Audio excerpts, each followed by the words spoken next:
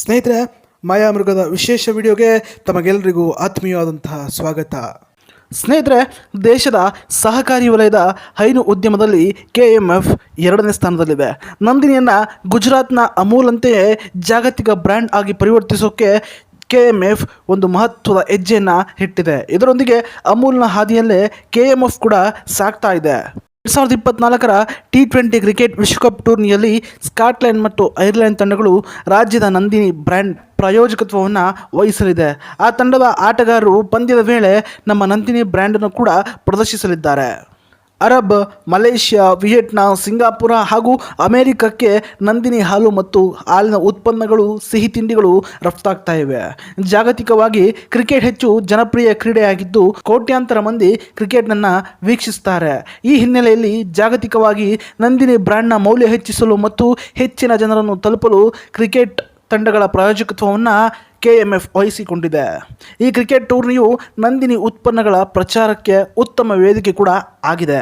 ಗೆಳೆಯರೆ, ಗುಜರಾತ್ನ ಅಮೂಲ್ ಈ ಹಿಂದೆ ನೆದರ್ಲ್ಯಾಂಡ್, ನ್ಯೂಜಿಲೆಂಡ್, ದಕ್ಷಿಣ ಆಫ್ರಿಕಾ, ಶ್ರೀಲಂಕಾ, ಅಫ್ಘಾನಿಸ್ತಾನದ ಕ್ರಿಕೆಟ್ ಮಂಡಳಿಗೆ ಪ್ರಾಯೋಜಕತ್ವವನ್ನು ನೀಡಿತ್ತು. ಅದೇ ರೀತಿ KMFನಿಂದ ಪ್ರೊ ಕಬಡ್ಡಿ ಪಂದ್ಯಾವಳಿಯಲ್ಲಿ ಬೆಂಗಳೂರು ಬುಲ್ಸ್ ತಂಡಕ್ಕೆ ಪ್ರಾಯೋಜಕತ್ವವನ್ನು ಕೂಡ ನೀಡಿತ್ತು. ಈ ಬಾರಿ T20 ವಿಶ್ವಕಪ್ ಕ್ರಿಕೆಟ್ನಲ್ಲಿ ಶ್ರೀಲಂಕಾ, ದಕ್ಷಿಣ ಆಫ್ರಿಕಾ, ಅಫ್ಘಾನಿಸ್ತಾನ ತಂಡದ ಪ್ರಾಯೋಜಕತ್ವವನ್ನು KMF ಪಡೆಯಲು ಪ್ರಯತ್ನಿಸಿತ್ತು. ಅಂತಿಮವಾಗಿ ಟೆಂಡರ್ನಲ್ಲಿ ಸ್ಕಾಟ್ಲೆಂಡ್ ಹಾಗೂ ಐರ್ಲೆಂಡ್ ತಂಡಗಳ ಪ್ರಾಯೋಜಕತ್ವಕ್ಕೆ ಅವಕಾಶ ಸಿಕ್ತು.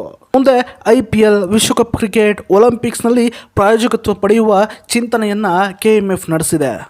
ICC ಪುರುಷರ T20 ಕ್ರಿಕೆಟ್ ವಿಶ್ವಕಪ್ ಟೂರ್ನಿಗೆ ಕರ್ನಾಟಕದ ಹಾಲು ಮಹಾಮಂಡಳಿ ನಂದಿನಿ ಲಾಂಛನಿರುವ ನೂತನ ಜರ್ಸಿಯನ್ನು ಸ್ಕಾಟ್ಲೆಂಡ್ ಬಿಡುಗಡೆ ಮಾಡಿದೆ. ಜರ್ಸಿಯ ಬಲ ತೋಳಿನಲ್ಲಿ ನಂದಿನಿ ಲಾಂಛನವನ್ನು ಹಾಕಲಾಗಿದೆ. ವಿಶೇಷ ಅಂದರೆ ನಂದಿನಿ ಎಂದು ಕನ್ನಡದಲ್ಲೇ ಬರೆಯಲಾಗಿದೆ ಹಾಗೂ ಇಂಗ್ಲೀಷ್ನಲ್ಲೂ ಸಹ ಬರೆಯಲಾಗಿದೆ. ನಂದಿನಿ ಜೊತೆ ಪಾಲುದಾರರಾಗಿದ್ದು ನಮಗೆ ಸಂತೋಷ ಉಂಟು ಮಾಡಿದೆ. ನಮ್ಮ ಪುರುಷರ ಕ್ರಿಕೆಟ್ ತಂಡಕ್ಕೆ ಸ್ಥಾಪಿತವಾದಂತಹ ಬ್ರ್ಯಾಂಡ್ ಬೆಂಬಲ ನೀಡುವುದೇ ಅದ್ಭುತ. ಅವರ ಬ್ರ್ಯಾಂಡ್ ಮತ್ತು ಸ್ಕಾಟ್ಲೆಂಡ್ ಕ್ರಿಕೆಟ್ನ ಪ್ರಚಾರಪಡಿಸಲು ನಂದಿನಿ ಜೊತೆ ಕೆಲಸ ಮಾಡಲು ನಾವು ಎದುರು ನೋಡುತ್ತಿದ್ದೇವೆ. ವಿಶ್ವಕಪ್ನಲ್ಲಿ ಇಂಗ್ಲೆಂಡ್, ನಮೀಬಿಯಾ, ಓಮನ್, ಆಸ್ಟ್ರೇಲಿಯಾ ವಿರುದ್ಧ ಆಡುವಾಗ ನಂದಿನಿ ಲಾಂಛನ ಜೊತೆಗೆ ಹೆಮ್ಮೆಯ ಸ್ಕಾಟ್ಲೆಂಡ್ ಬಣ್ಣಗಳು ಇರಲಿವೆ ಎಂದು ಸ್ಕಾಟ್ಲೆಂಡ್ನ ವಾಣಿಜ್ಯ ಕಾರ್ಯನಿರ್ವಾಹಕ ಕ್ಲಾಡ್ ಡ್ರುಮಂಡ್ ತಿಳಿಸಿದ್ದಾರೆ. ರುಚಿ ಮತ್ತು ಗುಣಮಟ್ಟಕ್ಕೆ ಹೆಸರಾಗಿರುವಂತಹ ನಂದಿನಿ ಈಗ ಸ್ಥಳೀಯ ಬ್ರ್ಯಾಂಡ್ ಆಗಿ ಉಳಿದಿಲ್ಲ. ವಿದೇಶದಲ್ಲಿ ನೆಲೆಸಿರುವ ಕರ್ನಾಟಕದ ಜನರು ನಂದಿನಿ ಉತ್ಪನ್ನಗಳನ್ನು ಹೆಚ್ಚಾಗಿ ಬಳಸ್ತಾ ಇದ್ದಾರೆ. ಅಲ್ಲದೆ ದೇಶ ವಿದೇಶಗಳಿಗೂ ಕೂಡ ನಂದಿನಿ ಬ್ರ್ಯಾಂಡ್ ರಫ್ತಾಗ್ತಾ ಇದೆ.